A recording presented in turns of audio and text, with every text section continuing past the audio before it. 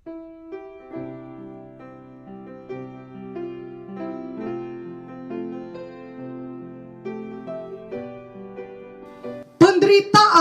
dapat membuat kita semakin menyadari bahwa Tuhan tidak pernah meninggalkan dan melupakan kita. Mari kita membaca Kejadian 39 ayat 20 sampai 23. Lalu Yusuf ditangkap oleh tuannya dan dimasukkan ke dalam penjara, tempat tahanan-tahanan raja dikurung. Demikianlah Yusuf dipenjarakan di sana.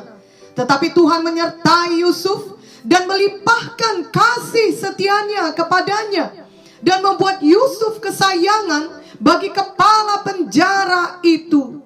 Sebab itu kepala penjara mempercayakan semua tahanan dalam penjara itu kepada Yusuf, dan segala pekerjaan yang harus dilakukan di situ dialah yang mengurusnya.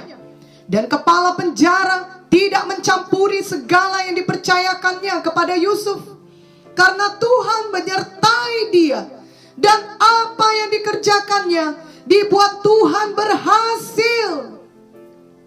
Dan dalam Kejadian 39 ayat 1 sampai 2 dituliskan, adapun Yusuf telah dibawa ke Mesir, dan Potifar seorang Mesir, pegawai istana Firaun, kepala pengawal raja, membeli dia dari tangan orang Ismail yang telah membawa dia ke situ. Tetapi Tuhan menyertai Yusuf, sehingga ia menjadi seorang yang selalu berhasil dalam pekerjaannya. Maka tinggallah ia di rumah tuannya, orang Mesir itu. Ayat ini berkata bahwa Tuhan menyertai Yusuf. Tentunya ini berarti di dalam penjara pun Tuhan beserta Yusuf. Kemanapun Yusuf pergi, Tuhan pergi bersama dia. Tuhan ada bersama Yusuf, dalam keadaan baik maupun tidak baik. Tuhan menyertai Yusuf di rumah Potifar maupun di penjara. Tuhan menyertai Yusuf ketika ia difitnah. Tuhan menyertai Yusuf apapun penderitaan yang sedang ia hadapi. Dan penyertaan Tuhanlah yang membuat Yusuf berhasil. Dalam penjara sekalipun Yusuf berhasil, sama seperti ia berhasil ketika ia di rumah Potifar. Biarlah hal ini meneguhkan kita, sebab Tuhan Yesus tidak berubah. Ini berarti bahwa kemanapun kita pergi, Tuhan ikut bersama kita. Tuhan selalu menyertai kita, apapun penderitaan yang kita hadapi sekarang ini. Bahkan walau kita sedang di dalam penderitaan, penyertaan Tuhan tersebut membuat kita tetap berhasil dalam pekerjaan yang harus kita lakukan. Sama seperti yang terjadi kepada Yusuf. Jadi janganlah kita melupakan hal ini atau mengabaikan hal ini. Marilah kita memilih untuk selalu menyadari penyertaan Tuhan, dan selalu mengingat penyertaan Tuhan dalam kehidupan kita, sehingga bagaimanapun beratnya penderitaan kita, kita tetap dapat bersyukur kepada Tuhan. Kita tidak pernah menjadi putus asa. Sebaliknya, kita tetap mempunyai iman, dan kita tetap mempunyai nyanyian di dalam hati kita dan di dalam mulut kita. Amin. Ingatlah Ibrani 13 ayat 5b sampai 6 yang berkata, aku sekali-kali tidak akan membiarkan engkau, dan aku sekali-kali tidak akan meninggalkan engkau. Sebab itu dengan yakin kita dapat berkata, Tuhan adalah penolongku, aku tidak akan takut. Apakah yang dapat dilakukan manusia terhadap aku? Sesungguhnya penderitaan tidak dapat memisahkan kita dengan Tuhan, tetapi dosa kita yang tidak kita akui dan tidak kita tinggalkan, itulah yang dapat memutuskan persekutuan kita dengan Tuhan. Itu sebabnya apapun penderitaan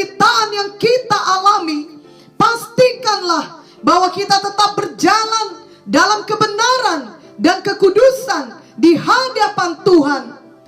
Bila kita tetap hidup kudus seperti Yusuf, kemanapun kita pergi, walau ke penjara sekalipun, kita tetap disertai Tuhan, dan semua akan menjadi baik-baik saja. Tuhan pasti memelihara kita, melindungi kita, memimpin kita langkah demi langkah, dan akan menyampaikan kita kepada rencananya yang ajaib. Seperti halnya dalam kehidupan Yusuf, adalah mustahil ia dapat keluar dari penjara itu dan kemudian langsung diangkat menjadi penguasa di Mesir. Sebenarnya ia bahkan tidak memiliki jaminan kapan ia dapat keluar dari penjara, sebab ia dimasukkan ke sana bukan karena kesalahannya. Situasi yang dihadapi Yusuf sangatlah pelik. Tidak ada jalan keluar dari sudut pandang manusiawi, dan sangatlah kecil harapan untuk dapat menerima keadilan dan keluar dari penjara. Namun bagi Tuhan, situasi sesulit apapun tidak dapat menghalangi rencananya. Ia Tuhan yang maha kuasa. Tidak ada yang mustahil bagi Tuhan. Ketika waktunya tiba, Tuhan bekerja menjadikan yang tidak mungkin menjadi mungkin. Dan Dia adalah Tuhan yang sama, yang menolong kita juga pada masa sekarang ini. Marilah kita meneladani Yusuf. Janganlah kita memilih hidup di dalam dosa atau terus berkompromi dengan dosa. Tetaplah mengasihi Tuhan di atas segalanya. Tetaplah hidup dalam kebenaran dan kekudusan. Tentunya kita semua tidak ada yang sempurna. Setiap hari kita masih dapat jatuh ke dalam dosa dan masih dapat berbuat dosa. Tapi biarlah kita memilih untuk segera bertobat, karena hati kita sesungguhnya sudah membenci dosa tersebut. Janganlah justru kita memilih untuk tetap menyukai hidup di dalam dosa, lalu kita tidak mau sungguh-sungguh bertobat dan kita mengeraskan hati. Karena jika demikian, ketika datang penderitaan, hal itu terjadi disebabkan dosa kita, dan kita tidak memiliki kepastian apakah Tuhan tetap menyertai kita di dalam penderitaan itu, sehingga pada akhirnya penderitaan tersebut akan terus menekan kita, bahkan dapat menghancurkan kita. Penderitaan memang pasti datang menimpa semua orang, kepada yang patuh kepada Tuhan dan juga kepada yang tidak patuh kepada Tuhan. Tetapi jika selama ini kita hidup patuh kepada Tuhan, kita akan tetap disertai Tuhan. Kita akan dapat bertahan, bahkan melewati semua penderitaan itu dengan menang. Mari kita membaca Matius 7 ayat 24 sampai 27. Setiap orang yang mendengar perkataanku ini dan melakukannya, ia sama dengan orang yang bijaksana yang mendirikan rumahnya di atas batu. Kemudian turunlah hujan dan datanglah banjir, lalu angin melanda rumah itu. Tetapi rumah itu tidak rubuh, sebab didirikan di atas batu. Tetapi setiap orang yang mendengar perkataanku ini dan tidak melakukannya, ia sama dengan orang yang bodoh yang mendirikan rumahnya di atas pasir. Kemudian turunlah hujan dan datanglah banjir, lalu angin melanda rumah itu, sehingga rubuhlah rumah itu, dan hebatlah kerusakannya. Jadi baik kepada orang yang melakukan firman maupun kepada orang yang tidak melakukan firman, akan tetap ada hujan dan banjir. Artinya mereka sama-sama mengalami penderitaan yang berat. Namun bagi orang yang patuh kepada firman yakni yang melakukan firman Tuhan, mereka tidak akan roboh. Mereka akan tetap berdiri. Dan itu semua karena Tuhan tetap menyertai mereka setiap saat. Amsal 24 ayat 16 berkata, sebab 7 kali orang benar jatuh, namun ia bangun kembali. Tetapi orang fasik akan roboh dalam bencana. Dan Mazmur 34 ayat 20 berkata, kemalangan orang benar banyak, tetapi Tuhan melepaskan dia dari semuanya itu. Adalah penyertaan Tuhan yang membuat perbedaan.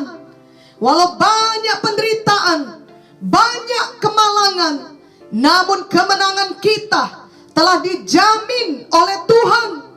Penderitaan itu tidak akan bertahan selamanya. Sebaliknya, kasih setia Tuhan bagi kita dan penyertaan Tuhan bagi kita tiada akhirnya. Ingatlah selalu bahwa Tuhan Yesus tidak pernah meninggalkan kita, tidak pernah melupakan kita. Ketika Yusuf sudah menolong juru minuman raja, ia justru melupakan Yusuf. Kejadian 40 ayat 23 berkata, tetapi Yusuf tidaklah diingat oleh kepala juru minuman itu, melainkan dilupakannya. Mungkin kita juga telah banyak menolong orang, tetapi ketika kita dalam penderitaan, semua orang tersebut melupakan kita. Tetapi ingatlah bahwa Tuhan tidak pernah melupakan kita, sama seperti Tuhan tidak pernah melupakan Yusuf. Ingatlah firman Tuhan dalam Yesaya 49 ayat 15 sampai 16 yang berkata, dapatkah seorang perempuan melupakan bayinya sehingga ia tidak menyayangi anak dari kandungannya? Sekalipun dia melupakannya, aku tidak akan melupakan engkau. Lihat, aku telah melukiskan engkau di telapak tanganku. Tembok-tembokmu tetap di ruang mataku. Dan Matius 28 ayat 20b berkata, dan ketahuilah aku menyertai kamu senantiasa sampai kepada akhir zaman. Biarlah semua penderitaan yang datang dalam kehidupan kita membuat kita menyadari betapa kita sangat bergantung pada Tuhan, betapa kita membutuhkan penyertaannya. Tanpa Tuhan kita tidak sanggup berbuat apa-apa. Yohanes 15 ayat 5 berkata, akulah pokok anggur dan kamulah ranting-rantingnya. Barang siapa tinggal di dalam aku dan aku di dalam dia, ia berbuah banyak. Sebab di luar aku kamu tidak dapat berbuat apa-apa. Di awal penderitaan Yusuf, ketika ia dibuang saudara-saudaranya ke dalam sumur, tentunya ketika Yusuf berada di dasar sumur yang gelap itu, ia tidak dapat melihat kemanapun lagi selain dari melihat ke atas, sebab ia terkurung di dalam sumur itu. Inilah gambaran kita sebenarnya. Kita hanya perlu melihat ke atas, yakni berharap kepada Tuhan saja, berharap kepada penyertaannya, kesetiaannya, kasihnya, dan kuasanya yang hebat atas kita. Pada suatu poin atau titik tertentu dalam hidup ini, setiap orang akan mendapat pengalaman sumur bagi dirinya, di mana ia telah sampai ke dasar paling bawah. Ia dihancurkan, ditekan, dihabisi, dan satu-satunya yang dapat ia lakukan adalah berharap kepada Tuhan dan berseru kepada Tuhan. Ingatlah bahwa ketika kita berseru kepada Tuhan, maka Tuhan akan menjawab seruan kita. Mazmur 50 ayat 15 berkata, Berserulah kepadaku pada waktu kesesakan. Aku akan meluputkan engkau, dan engkau akan memuliakan aku. Biarlah kita tetap mengingat bahwa dimanapun kita berada, apapun penderitaan yang kita alami, Tuhan Yesus tetap setia. Tuhan Yesus ada di sana bersama dengan kita. Biarlah penderitaan tidak membuat kita lari dari Tuhan, justru membuat kita lari kepada Tuhan, membuat kita semakin menyadari Tuhan tidak pernah meninggalkan kita. Biarlah penderitaan membuat kita semakin bergantung sepenuhnya kepada Tuhan dan berharap hanya kepada Tuhan saja.